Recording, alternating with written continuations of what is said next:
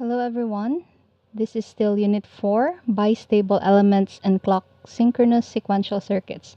This is now Lecture 3, which we will be talking about two ICs for the latch and the flip-flop introduced to you from the previous lectures, and following the analysis of sequential circuits. This is the 74LS75 IC, also known as the quad bistable latch. So the quad term here refers to having 4 bistable latches with complementary outputs.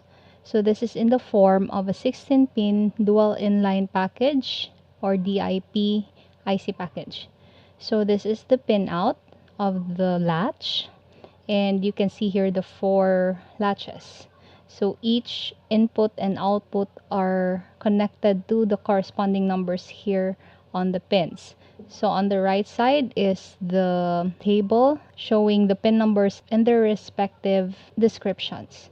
So these block boxes would represent the power pins, so the power supply and the ground respectively. And the red boxes here would indicate extra pins known as enable.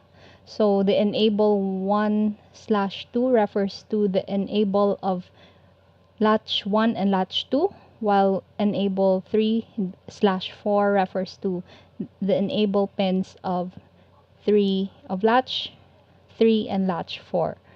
So that can be seen here in the connections. So the enable here is represented by G and the pinout. And on the table below the pinout, you can see here the operating mode. So this is just to show you how the IC or the latch functions. So we have here the clock, the D input, the Q or the normal output, and the Q prime, which is the complemented output of Q. So the clock here represents the enable, but the enable here is represented by G in the pinout. So take note that there are some pins or some ICs that would have different names depending on the manufacturer of the ICs. So here the first operating mode is data enabled, so we can do that by setting the enable high or logic 1, and whatever the value of D here, it would be reflected on the output. So L means logic low, H means high or logic high, 0 and 1 respectively, and the complemented output just refers to the complement of Q. And the second operating mode is latching, or value of the data remains unchanged or retained. So that would happen when we disable the pin or setting E or clock to low, and it doesn't matter what D is, we would retain the same values for our output. So the small q here or the lowercase q represents the previous state of the outputs or the previous values of the outputs. So this is introduced to you in preparation for your lab exercise number 4, wherein you are supposed to explore the 74LS75 latch here. And this is one of the first logic diagrams or circuit diagrams that you would encounter. So this is using Eagle software, I think, if I'm not mistaken. And we have the inputs of the 4 latches here, D1, D2, D3, and D4, connected to a 4-bit DIP switch. So we also have a push button here, this part. This is connected to the 2 enables. So take note of the names are varying on the different tools that we are using. So this refers to the enable from the previous slide or the clock. And on the right side of this block or of this 74LS75 IC are the LEDs. This configuration here at the bottom refers to the pin connections connected to VCC and ground respectively. The next IC here is the 74LS76 dual JK flip-flop. This is still a 16-pin DIP package. And here we have two JK master slave flip-flops inside the IC. And we also have what we call a preset and clear inputs. So another name for preset is set, wherein we put the output to 1. And clear means reset, which means that we are putting the output to 0. So here is the pinout. Take note of the two JK flip-flops here, and if you're constructing an actual circuit, you have to take note of the input pins that we are connecting the J and the K inputs to, because they are a bit different from how they are positioned in their layouts. So on the right side is the pin number and the corresponding descriptions. We don't have an enable here, unlike the latch, but we do have the power supply and the ground pins. So this function table here below summarizes the operating modes of the JK flip-flop. And we have here the inputs and the two outputs. Here, PR means preset, CL means clear inputs, CLK is clock, JK are the inputs for the flip-flop, and Q and Q prime are the outputs. So here, let's take a look first at asynchronous reset.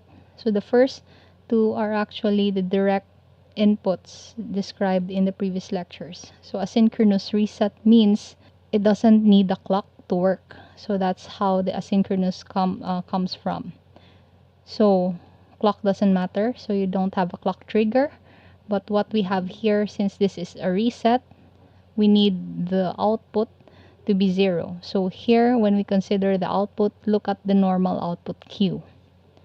So here we are resetting or clearing the flip-flop. So what we need to do in order to achieve this is to make clear input or the reset input low or 0, and the PR should be high. So here, this is what we call an active low input. So clear is active low because we need clear input to be low for it to be activated. The other direct input is asynchronous set. So again, asynchronous, which means that we don't need the clock.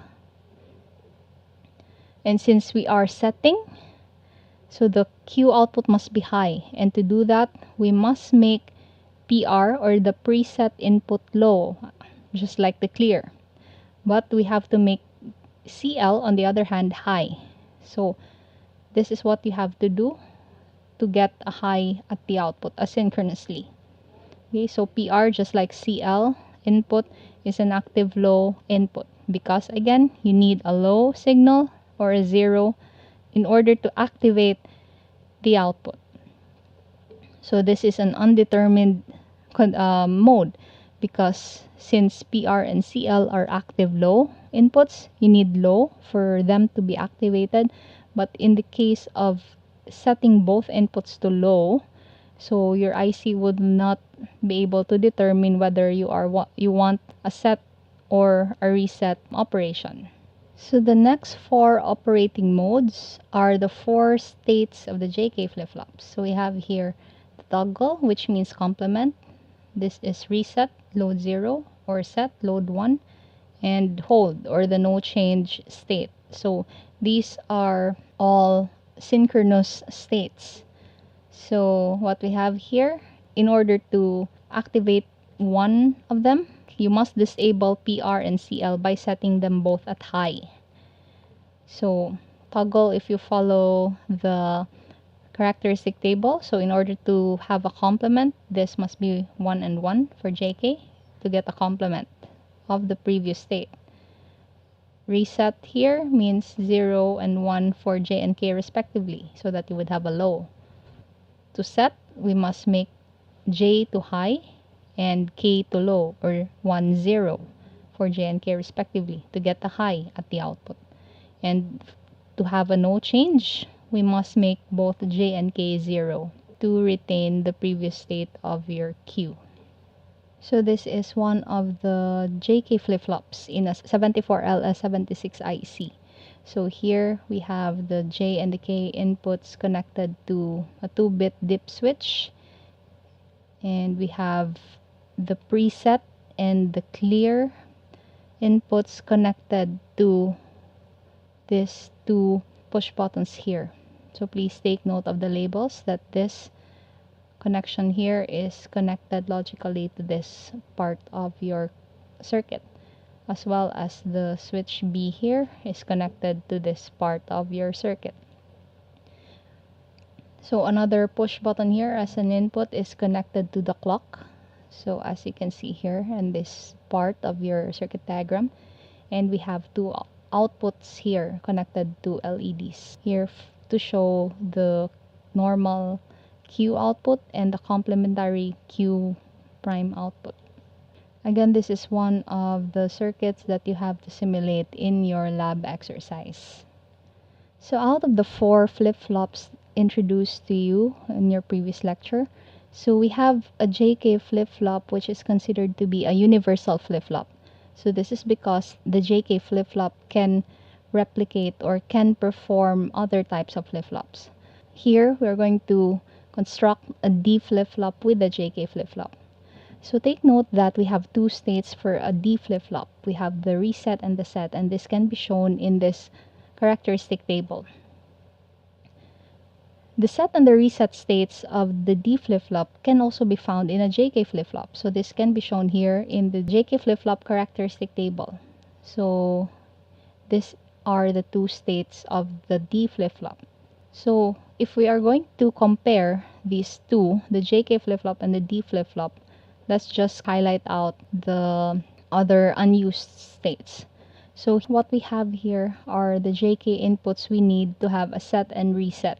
So based on the values of D, if D is 0, we need the output or the next state to be 0. If D is 1, we need the output to be 1. So which means that we can use JK inputs to become the D inputs so that we can get the proper next state values. So we can connect J to the D input. And in order to complete the JK flip-flop, take note of the relationship between the two. So to reset, we need J must be 0 but K is 1. To set, we need J to be 1 but K is 0. So which means that K is just the complement of J. But if J is equal to D, then K must be equal to D prime. So this can be constructed through an inverter. Another example we have here is by constructing a T flip-flop using a JK flip-flop. In this case, let's consider the 2 states of a T flip-flop. We have the no change and the complement. So these 2 states can be found in its corresponding characteristic table. And this can also be found in a JK flip-flop as well. So here in the red boxes. So in order to construct a T flip-flop, let's look at the 2 states here and remove the unused ones. So what we have here is the no change and the complement, which are the 2 states of a T flip-flop. And take note of how the J and the K inputs are constructed, or what are their values.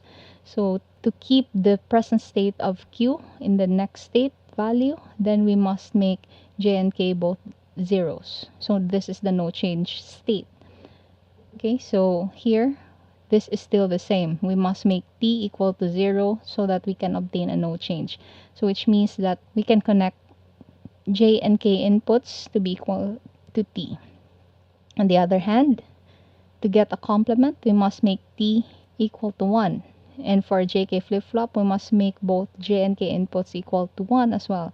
So that means to produce a complementary state, or to complement the output or the present state, then we must make J and K equal to T. So this way, we can construct a T flip-flop using JK flip-flop.